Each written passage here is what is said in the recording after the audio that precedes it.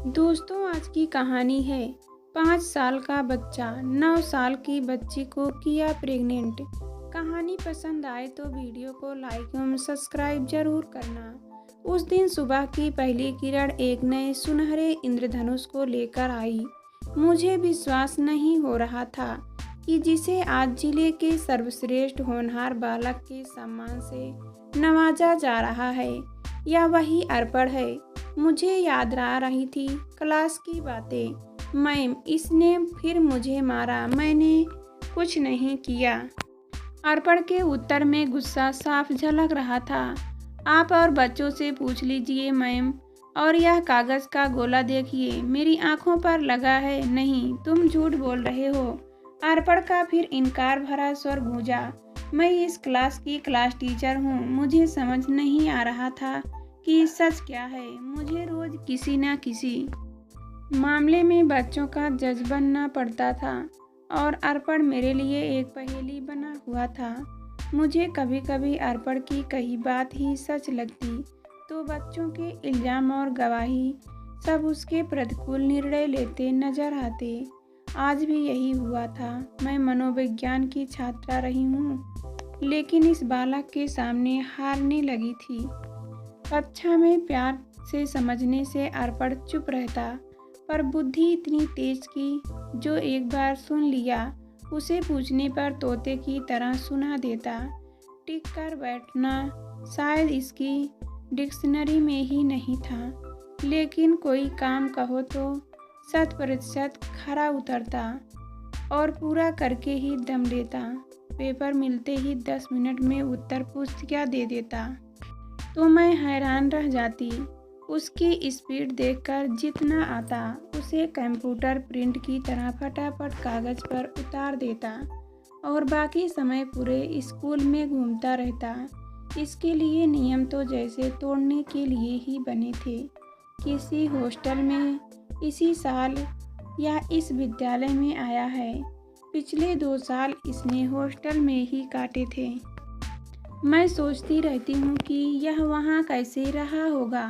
वहाँ के नियमों ने इसे ऐसा बना दिया या फिर अब खुली हवा में उड़ना सीख रहा है। सबसे चौंका देने वाला तथ्य तो तब सामने आया जब पता चला कि इसके मम्मी पापा दोनों वर्किंग हैं। तब लगा कि सुबह 9 बजे से शाम 5 बजे तक की नौकरी करने वाली माँ इसे कैसे संभालती होगी। धीरे धीरे बातों ही बातों में अर्पण ने मुझे बताया कि उसकी एक दीदी भी है जो उससे 5 साल बड़ी है। घर में सबसे अच्छा कौन का लगता है पूछने पर बोला पापा। मैंने पूछा क्यों, तो उसका जवाब था क्योंकि वे मुझे खिलौने लाकर देते हैं। और दीदी अजीब सा मुंह बनाकर वह बोला, नहीं, बिल्कुल नहीं, वह तो सारा दिन मुझे मारती रहती है और मम्मी की शिकायत करती रहती है। अब बात बची थी मम्मी की, लेकिन मैंने अब उससे कुछ भी पूछना उचित नहीं समझा। सोचा किसी दिन उन्हीं से मिलूंगी। अगले दिन सुबह सुबह मेरी मेज पर एक डायरी रखी मिली जिसके साथ प्रिंसिपल का एक नोट लगा था। अर्पण की प्रत्येक गतिविधि और शरारत इसमें नोट की जाए। अब तो बच्चों को एक अच्छा मौका मिल गया डायरी भरवाने का। अब तो रोज लाल पेन गति पकड़ने लगा। समस्या समाधान की ओर जाने की बजाय और गहरने लगी। अर्पण की उदारता भी बढ़ने लगी। एक दिन तो हद हो गई जब कक्षा की एक लड़की कनिष्ठा ने आकर बताया कि अर्पण ने गर्ल्स वॉशरूम में जाकर उसके दरवाजे को धक्का दिया। 8-9 साल का बालक और ऐसी हरकत में तो सुनकर चकित हो गई। मेरा मनोविज्ञान डावाडोल होने लगा। अब तो पानी सर के ऊपर से जाने लगा था। हिम्मत करके मैं कक्षा में गई और दोनों को अलग ले जाकर पूछताछ की, पर दर्पण की तरफ से फिर वही इनकार कि मैं तो वहाँ गया ही नहीं। कनिष्का से मैंने पूछा, तुमने इसे वहाँ देखा था? जवाब था नहीं। मुझे सुयश ने बताया था। तब सुयश को बुलाया गया और उससे पूछा, तुमने अर्पण को दरवाजे को धक्का देते हुए देखा था? सुयश ने कहा, धक्का देते तो नहीं, पर यह गर्ल्स टॉयलेट की तरफ छत पर घूम रहा था। सवाल फिर उलझ गया था, पर इस बार भी अर्पण को शक से बचाते हुए मैंने सुयश को पहले डांटा। जब तुम भी छत पर थे तो हो सकता है तुमने ही दरवाजे को धक्का दिया हो और नाम अर्पण का लगा रहे हो। कनिष्का को भी समझाया कि देखो बेटा, जब तुमने खुद नहीं देखा तो कैसे किसी के कहने पर किसी का नाम लगा सकती हो। आगे से ध्यान रखना। बच्चों को भेजकर मैं माथा पकड़कर बैठ गई और सोचने लगी कि इस तरह का प्रतिरोध झेलते झेलते तो बच्चा और गलत दिशा में चला जाएगा। मैंने उसकी डायरी बंद करने और शनिवार को उसके घर जाने का निश्चय किया। फोन पर समय तय कर शनिवार को शाम 4 बजे मैं अर्पण के घर पहुंची। यह समय मैंने जानबूझकर चुना था क्योंकि उस समय बच्चे बाहर खेलने गए होते हैं।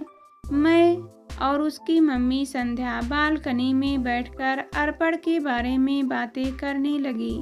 वह बहुत परेशान थी उसे लेकर। कहने लगी, कहाँ कहाँ नहीं दिखाया इसे, कई डॉक्टरों को, साइकोलॉजिस्ट को, कहीं प्रेगनेंसी के दौरान ली गई। किसी दवा का असर तो नहीं है? मैंने पूछा। नहीं, सब ठीक था, वह बोली, लेकिन उसका जवाब और हाव भाव मुझे मेल खाती नजर नहीं आया। फिर कुछ पर्सनल सवालों के जवाब जब वह गोलमोल ढंग से देने लगी तो मेरे मन में शक की जड़ें गहरने लगी। एक तरफ उसने मुझे बताया कि प्रेगनेंसी की आखिरी 4 महीने वह छुट्टी पर थी तथा डॉक्टर की सलाह से किसी हिल स्टेशन पर रही थी, तो दूसरी तरफ वह बोली सब ठीक था। उससे विदा लेते हुए सिर्फ इतना ही कहा, मैं अर्पण के लिए एक अच्छे भविष्य की डगर खोजने आई थी।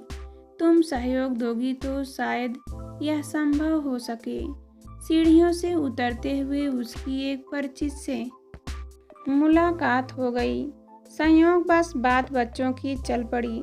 अर्पण का नाम सुनते ही वह चुप हो गई। बहुत पूछने पर बस इतना ही कहा कि उसे अपना बनाने के चक्कर में संध्या की ममता अंधी हो गई है।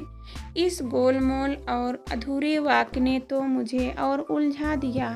सवालों की अनसुलझी गठरी लिए बोझिल कदमों से मैं घर आ गई।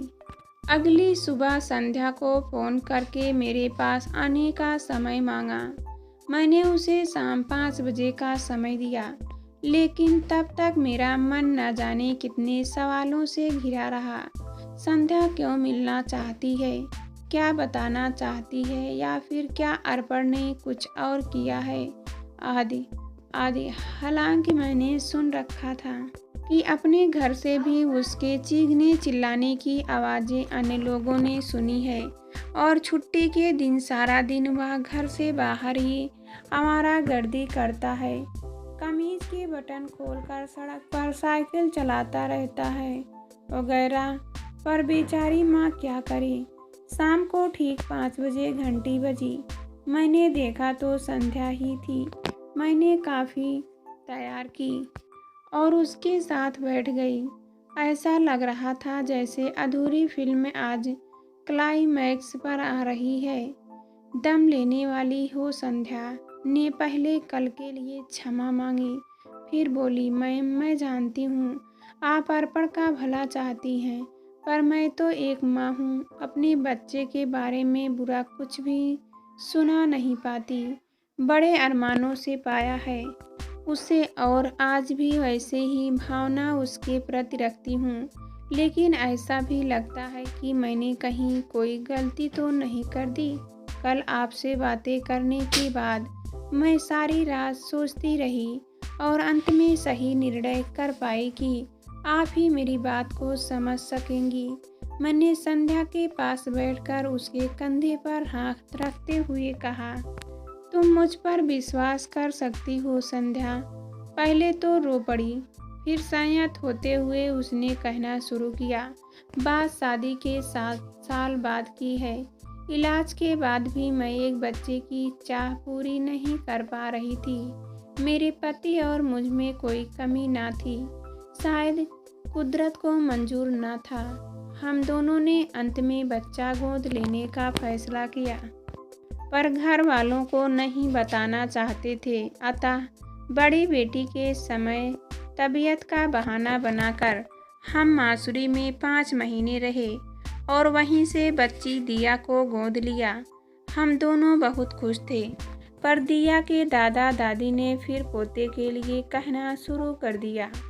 हम एक बार अपना झूठ छिपा गए थे, पर एक बार और ऐसा करना मेरे बस में नहीं था। पर आप यह तो जानती हैं कि घर में बड़े बुजुर्गों की बातें उनका आदेश होती हैं। उनकी कही बात पूरी करने के लिए मैंने इस बार दार्जिलिंग में 5 महीने बिताए और जब वापस आई तो दादा दादी के लिए पोते को साथ लेकर आई। पर दरवाजे पर ही बेटी ने उसे अपना भाई मानने से इनकार कर दिया। फिर तो दोनों की जंग दिनों दिन बढ़ती गई और इसका असर शायद अर्पण और उल्टा ही पड़ता गया। इस माहौल से मैं तंग आ चुकी थी, लेकिन अर्पण की हर सही गलत बात का पक्ष लेती रही। लेकिन मैं दिया और अर्पण दोनों के लिए एक सफल माँ बन सकी थी, कहकर वह फपक फपक कर रोने लगी। मुझे कुछ समय नहीं आ रहा उससे क्या कहूँ। जिस बात को जानने के लिए मैं बहुत उत्सुक थी, उसके बारे में इतना सपाट सच सुनकर मैं हतप्रभ रह गई थी। मैंने धीरे से उसका हाथ दबाकर अपनापन जताया।